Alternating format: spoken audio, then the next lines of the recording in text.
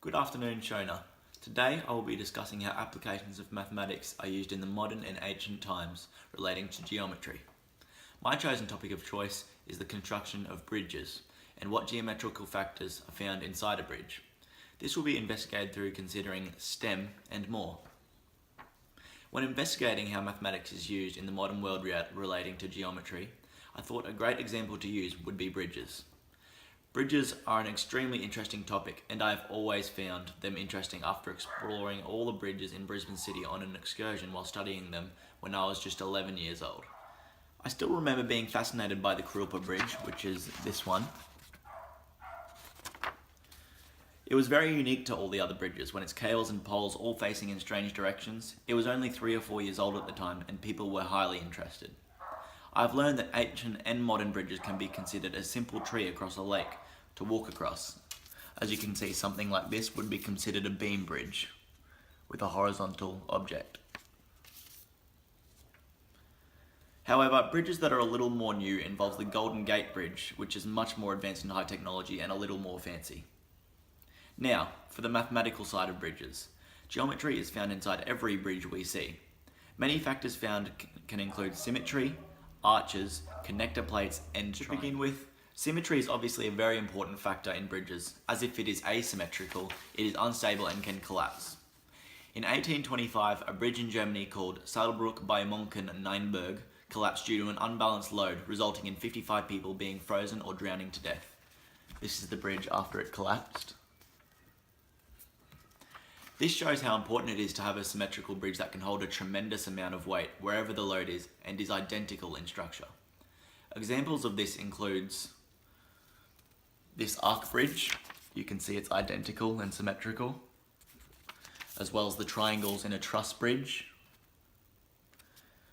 And you can even see symmetry in the Golden Gate Bridge and its cables. Even though symmetry is just size and measurements, the size of the material determines how much weight can be held. Another geometrical factor involves triangles, which is used on sides and sometimes at the top of bridges, as you can see here on the truss bridge. Triangles are a sturdy shape that distributes weight throughout the bridge by putting force on the point. Another geometrical factor seen is arches.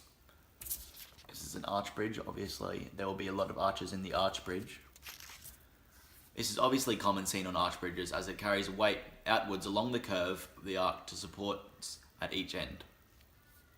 The final geometric factor of a bridge I want to talk to you about involves connector plates. This is a connector plate here. These distribute a lot of pressure when pressure is added to the point of intersecting. As already stated, triangles are a reliable shape, hence why a lot of connector plates are shaped triangular, square, hexagonal, or even octagonal.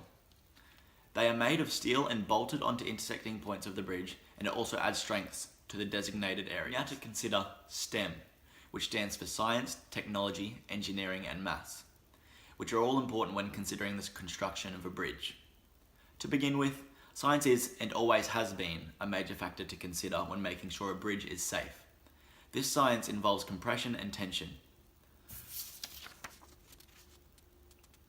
These are the two main factors.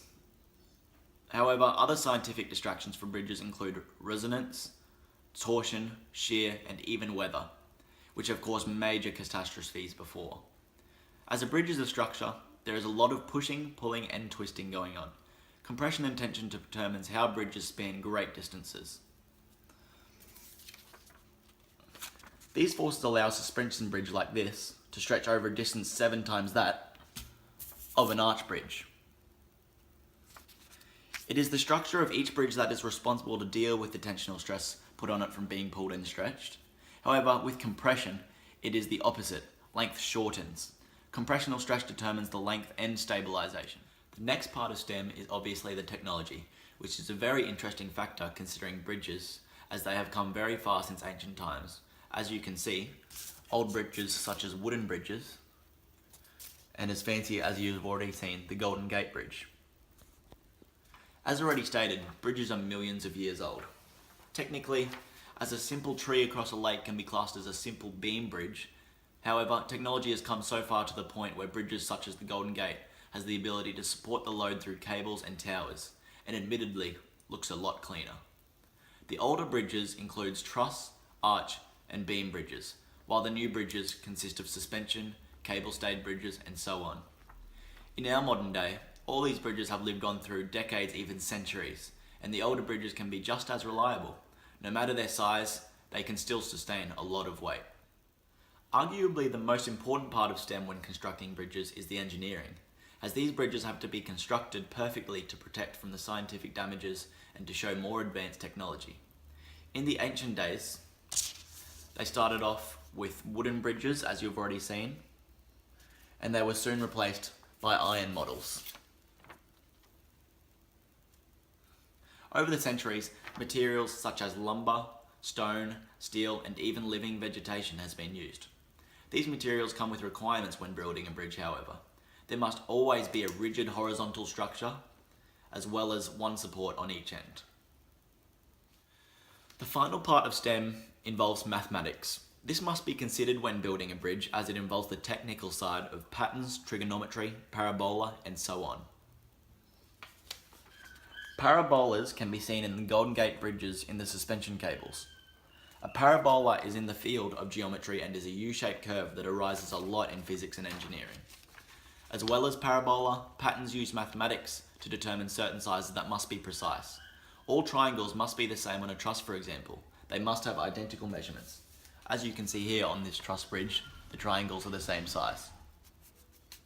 Finally, another important formula for bridges includes trigonometry, as it determines materials required, measures the dimensions of the bridge, as well as the structural integrity.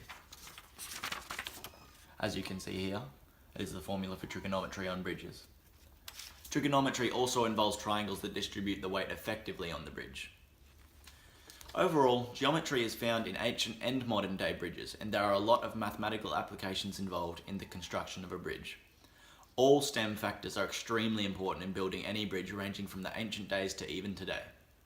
Thank you for listening to my speech. I hope you enjoyed the facts about how geometry is found inside every bridge and how mathematical applications and STEM is used to explore it.